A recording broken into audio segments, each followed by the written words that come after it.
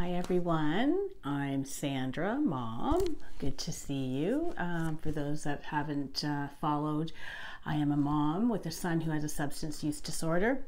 And today I'm going to give you an update of my status, where my son is at, and just some pointers of how to get through the holidays. Holidays are challenging in the best of times. People have huge expectations for the holidays, and for me, it's keeping those expectations out. Quick update. I'm doing very well. I went back to work on a modified schedule last week, and it was freaking awesome. I was exhausted by the end of the day, but I know as I continue going back to work, I will get healthier. For those that don't know, I did have heart surgery at the beginning of August, so I am on the mend. Yay.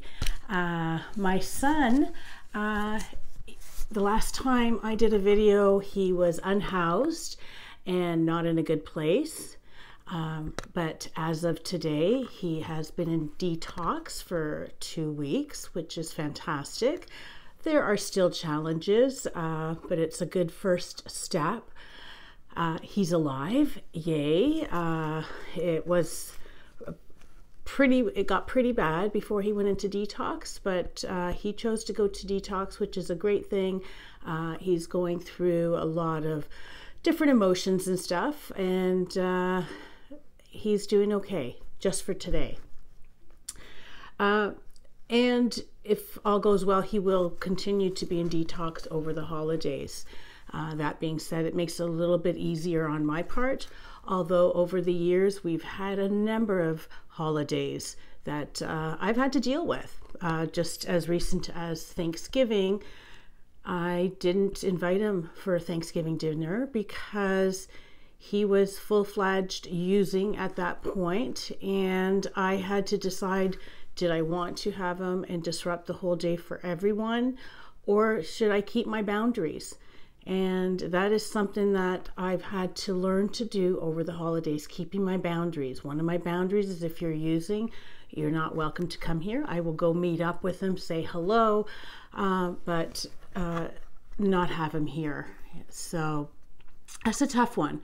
But I have to say, another thing that gets me through it is knowing that Christmas, let's say Christmas, we celebrate Christmas, it's one day out of the year. And for me, that one day is a way to get together with family, which brings me into the gift situation. Gifts aren't as big a deal. My kids are grown adults.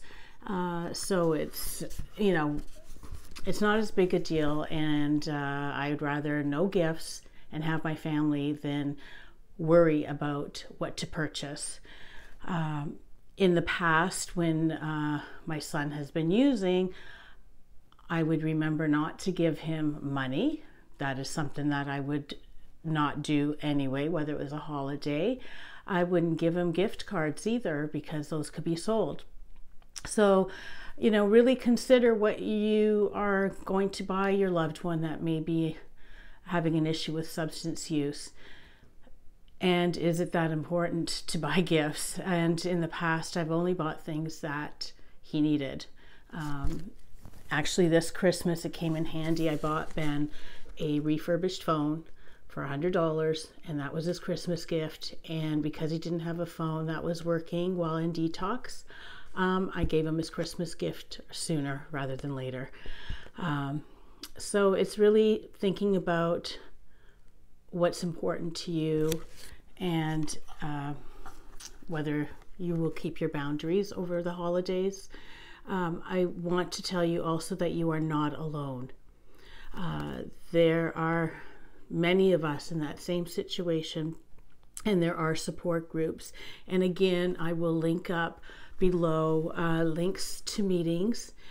If you can't make it out in person, there are a number of online meetings that are on daily. So if you need support, please feel free to reach out and go to a meeting, or you could also reach out to me. I have an email, spirittolive1111@gmail.com, and I'll be happy to help you get whatever supports you may need. Another thing to keep in mind is the control.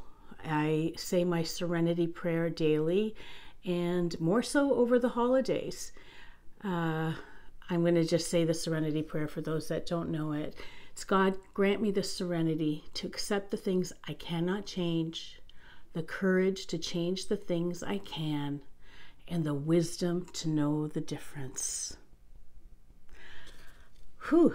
I love saying that serenity prayer because it is such a reminder for me to stay in my lane, keep my boundaries. Remember, I don't have control over anyone, and to not have expectations. I will always have hope that things will change, hope that things will get better. But I don't have expectations because like I've said in the past, expectations gives our hope a deadline, and expectation also sets us up for disappointment if we don't get what we're expecting on time. But there is always hope. And to me, hope is like blowing out the candles and making a wish, and there is no deadline. And where there is breath, there is hope. I wish you all the best over the holidays, and remember, you are not alone. There is support out there. Please check the links below, and I send you much love. Take care, everybody. Remember, where there is breath, there is hope. Thanks.